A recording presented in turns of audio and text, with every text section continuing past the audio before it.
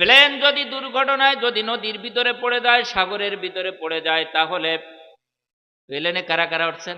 হাত দেখান তো, কেউ প্লেনে উঠছেন? প্লেনে উঠলে কি দেয়? বেল্ট। বেল্ট দিয়ে মাথাটা বাঁধে, এরপরে সাথে আরেকটা প্যারাশুট দিয়ে দেয় সিটির সাথে।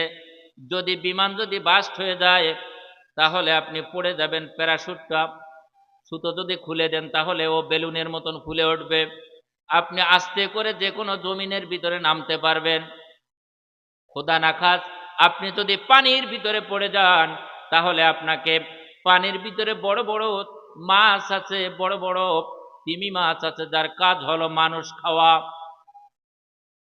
আপনি যদি বাঘপুরে পড়ে থাকেন, শত শত মাইল দূরে ডলফিন মাছ, এই ডলফিন মাছের নাকে এত ঘেরান দিয়েছে, সে শত শত মাইল দূর থেকে মানুষের ঘেরান নিতে পারে। সে এত দ্রুত বেগে চলে আসে তাকে বাঁচানোর জন্য, তার পিঠে করে নিয়ে তারপরে ওই ব্যক্তিকে কিনারায় তুলে দেয়। আপনাকে আল্লাহ বাঁচানোর জন্য নদীতেও চকিদার রেখেছে। কোথায়? আর দুনিয়াতে যে চকিদার রাখছে তার নাম কি? ইঁদুর। ওয়াজ ভুলে দেন না, আমার মূল ওয়াজ এখনো আমি আসি নাই। ওয়াজ হবে মহিলা সম্বন্ধে, এটা সামনে। আল্লাহ রব্বুল আলামিন আপনাকে এত ভালোবাসেন, আল্লাহ রব্বুল আলামিন আপনাকে আমাকে সৃষ্টি করার 50,000 বছর আগে খাবারের ব্যবস্থা করেছেন। এরপরে মায়ের পেটে যখন আপনি আমি আসছি, তখন আরেকটা বরাদ্দ দেওয়া হয়েছে। এরপরে লাইলাতুল কদর, এই রাত্রে আরেকটা বরাদ্দ দেওয়া হয়। মাশাআল্লাহ,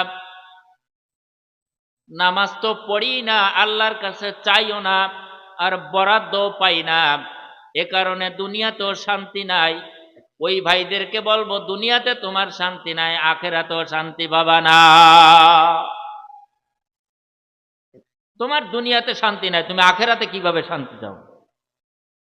এজন্য ভাইয়েরা আমার, আল্লাহ আপনাকে আমাকে অতি মহব্বত করে বানাইছে, অতি মহব্বত করে বানাইছে। আল্লাহ পাক ফেরেশতাদের সাথে চ্যালেঞ্জ করেছে। আপনি যদি সেই চ্যালেঞ্জটাকে যদি আপনি হার মানেন, তাহলে তো আপনি মানুষ না। আপনি ফেল করা এটাই একটা ব্যর্থতা। আপনি পারতেছেন না, এই না শব্দটাই হলো একটা ব্যর্থতা। আপনার পারতে হবে। আপনি তো ইনসান, আপনি তো মানুষ, আপনার পারতে হবে। এর জন্য ভাইরা আমার,